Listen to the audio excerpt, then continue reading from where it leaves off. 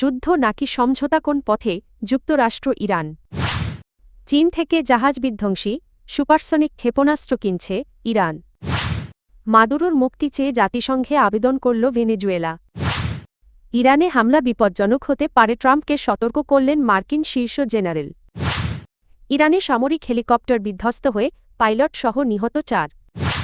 ইরানকে ঘিরে মধ্যপ্রাচ্যে যুক্তরাষ্ট্রের সামরিক উপস্থিতি উল্লেখযোগ্যভাবে বেড়েছে। বিশ্লেষকদের মতে 2003 সালে ইরাক আগ্রাসনের পর এ অঞ্চলে এটি সবচেয়ে বড় মার্কিন সামরিক সমাবেশ। ভূমধ্যসাগরে বিশ্বের বৃহত্তম রণতরী ইউএসএস জেরাল্ড আর ফোর্ড মোতায়েন করা হয়েছে। পাশাপাশি আকাশ নজরদারির জন্য একাধিক E-3 সেন্ট্রি সতর্কীকরণ বিমান পাঠিয়েছে যুক্তরাষ্ট্র। এ পরিস্থিতিতে প্রশ্ন উঠেছে, যুক্তরাষ্ট্র ও ইরান কি সরাসরি যুদ্ধের পথে এগোচ্ছে নাকি শেষ পর্যন্ত কূটনৈতিক সমঝোতায় পৌঁছাবে? মার্কিন প্রেসিডেন্ট ডোনাল্ড ট্রাম্প অতীতে দীর্ঘমেয়াদী যুদ্ধের বিরোধিতা করে আসছেন। বিশ্লেষকদের মতে ইরানের সঙ্গে পূর্ণমাত্রার যুদ্ধ শুরু হলে আন্তর্জাতিক বাজারে তেলের দাম ব্যারেল প্রতি $90 থেকে $200 পর্যন্ত পৌঁছাতে পারে। এতে যুক্তরাষ্ট্রের অভ্যন্তরীণ অর্থনীতিতে বড় ধরনের চাপ তৈরি হওয়ার আশঙ্কা রয়েছে। এদিকে ট্রাম্প সম্প্রতি ইরানকে 10 থেকে 15 দিনের মধ্যে একটি অর্থবহ চুক্তির সময়সীমা বেঁধে দিয়েছেন। চুক্তি না হলে খারাপ কিছু ঘটতে পারে, এমন সতর্কবার্তাও দেন তিনি।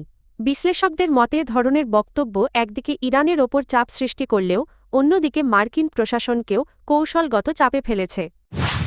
ইরানের উপকূলের কাছে যুক্তরাষ্ট্রের বিশাল নৌবহর মোতায়েনের প্রস্তুতির মধ্যে নতুন সামরিক পদক্ষেপ নিচ্ছে তেহরান।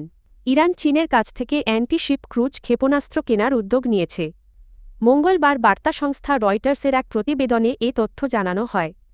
প্রতিবেদন অনুযায়ী আলোচনার সঙ্গে সংশ্লিষ্ট 6টি সূত্র জানিয়েছে, চীনে নির্মিত CM-302 সুপারসনিক অ্যান্টিশিপ ক্ষেপণাস্ত্র কেনার চুক্তি প্রায় চূড়ান্ত পর্যায়ে রয়েছে। তবে ক্ষেপণাস্ত্র সরবরাহের নির্দিষ্ট সময় এখনও নির্ধারিত হয়নি।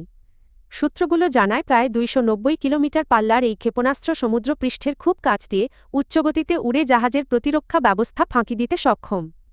এ বিষয়ে ইসরায়েলের think tank institute for national security স্টাডিজের জ্যেষ্ঠ গবেষক ও সাবেক গোয়েন্দা কর্মকর্তা ড্যানি ক্রিটোরিনো উইকস বলেন, ইরান যদি জাহাজে আঘাত হানার সুপারসনিক সক্ষমতা অর্জন করে তাহলে তা পুরো সামরিক পরিস্থিতির চিত্র পাল্টে দিতে পারে।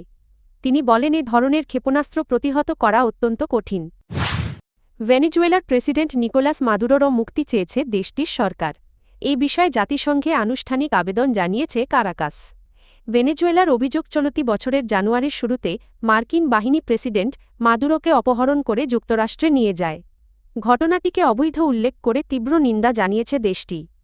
সোমবার জেনেভায় জাতিসংঘ মানবাধিকার কাউন্সিলের অধিবেশনে দেওয়া ভাষণে ভেনেজুয়েলার পররাষ্ট্রমন্ত্রী Ivan Gil Pinto President Maduro এবং তার স্ত্রী সিলিয়া ফ্লোরেসের অবিলম্বে মুক্তির দাবি জানান।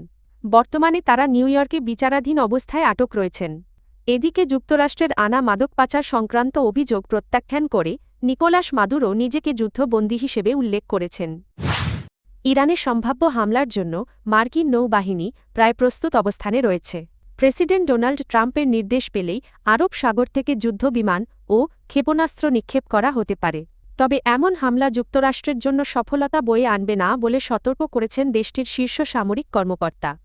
মার্কিন সংবাদ মাধ্যমের তথ্য অনুযায়ী জয়েন্ট চিফস অব স্টাফের chairman general Dan Caine president ট্রাম্পকে ইরানের বিরুদ্ধে সামরিক আগ্রাসনের বহুমুখী ঝুঁকি সম্পর্কে অবহিত করেছেন। তিনি সতর্ক করে বলেছেন, এ ধরনের হামলা যুক্তরাষ্ট্রকে একটি ব্যয়বহুল ও দীর্ঘমেয়াদী সংঘাতে জড়িয়ে ফেলতে পারে। সোমবার প্রকাশিত এক প্রতিবেদনে দ্য ওয়াশিংটন পোস্ট জানায়, হোয়াইট হাউস ও পেন্টাগনে গোলাবারুদ ও সামরিক সরঞ্জামের ঘাটতি, পাশাপাশি মিত্রদের পর্যাপ্ত সমর্থন না পাওয়া নিয়ে উদ্বেগ প্রকাশ করেছেন জেনারেল কেইন। এসব বিষয় মার্কিন সেনাদের জন্য বড় ধরনের ঝুঁকি তৈরি করতে পারে। এদিকে দ্য ওয়াল স্ট্রিট জার্নাল জানিয়েছে, পেন্টাগনের কর্মকর্তারা সম্ভাব্য হামলায় মার্কিন ও মিত্র বাহিনীর বড় ধরনের ক্ষয়ক্ষতি এবং ইরানের ভেতরে হামলা চালালে যুক্তরাষ্ট্রের আকাশ প্রতিরক্ষা ব্যবস্থার সক্ষমতা নিঃশেষ হয়ে যাওয়ার আশঙ্কা করছেন। ইরানের সেনাবাহিনীর একটি হেলিকপ্টার বিধ্বস্ত হয়ে 2 পাইলটসহ 4 জন নিহত হয়েছেন।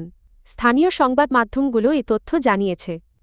মঙ্গলবার সকালে ইরানের ইস্পাহান প্রদেশের দোরচেহ শহরে দুর্ঘটনাটি ঘটে। ওই এলাকায় সেনাবাহিনীর একটি বড় বিমান ঘাঁটি রয়েছে। প্রাথমিকভাবে ধারণা করা হচ্ছে যান্ত্রিক ত্রুটির কারণেই হেলিকপ্টারটি বিধ্বস্ত হয়। রাষ্ট্রীয় টেলিভিশনে প্রচারিত ফুটেজে দুর্ঘটনাস্থলে হেলিকপ্টারের ধ্বংসাবশেষ এবং জরুরি সেবা কর্মীদের আগুন নেভাতে দেখা গেছে। ইরান আর্মি এভিয়েশন ট্রেনিং সেন্টারের এক বিবৃতিতে নিহত 2 সেনা সদস্যের পরিচয় নিশ্চিত করা হয়েছে। তারা হলেন পাইলট কর্নেল হামিদ শারভাজাদ এবং পাইলট মেজর মোজতাবা কিয়ানি। নিহত অপর 2 জন স্থানীয় ব্যবসায়ী বলে জানিয়েছে কর্তৃপক্ষ।